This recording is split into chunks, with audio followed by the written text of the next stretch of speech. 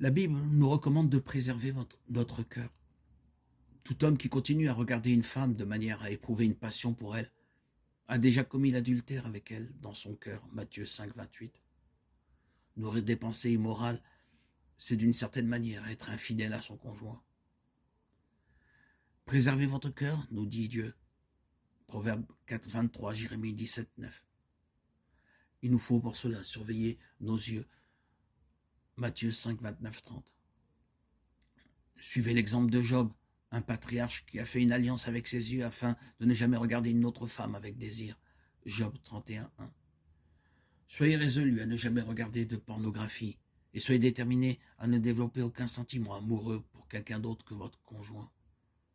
Montrez clairement aux autres que vous êtes profondément attaché à votre conjoint. Tenez compte de ses sentiments. Cessez immédiatement toute relation qui le mettrait mal à l'aise. Soyez donc honnête avec vous-même. Repérez vos faiblesses. Psaume 15, 2. N'ayez pas honte de demander de l'aide. Proverbe 1, 5.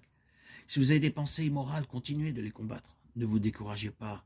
Proverbe 24, 6. Dieu bénira les efforts que vous faites pour rester fidèle à votre conjoint.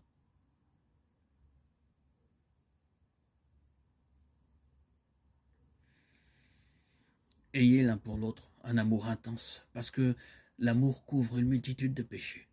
1 Pierre 4, 8.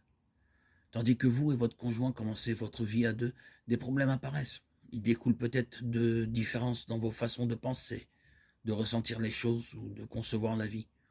Ou alors ils sont dus à des causes extérieures ou à des événements imprévus. Il peut être tentant de se voiler la face. Mais la Bible nous conseille d'affronter nos difficultés. Matthieu 5, 23, 24. C'est en appliquant les principes de la Bible que vous trouverez les meilleures solutions à vos problèmes. Et il nous faut discuter du problème. Nous lisons dans la Bible, il y a un temps pour parler, Ecclésiaste 3, 1, 7.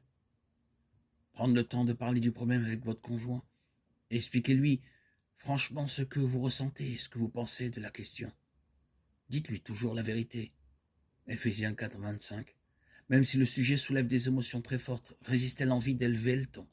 Une réponse calme peut empêcher qu'une simple discussion dégénère en grave dispute. Proverbe 15, 4, 26, 20. Mais si vous n'êtes pas d'accord avec votre conjoint, restez aimable, sans oublier de lui montrer de l'amour et du respect. Colossiens 4, 6. Efforcez-vous de trouver une solution le plus tôt possible et ne rompez pas la communication. Éphésiens 4, 26. Choisissez le bon moment pour discuter du problème. Quand c'est à votre tour d'écouter, résistez à l'envie d'interrompre votre conjoint. Vous pourrez parler ensuite.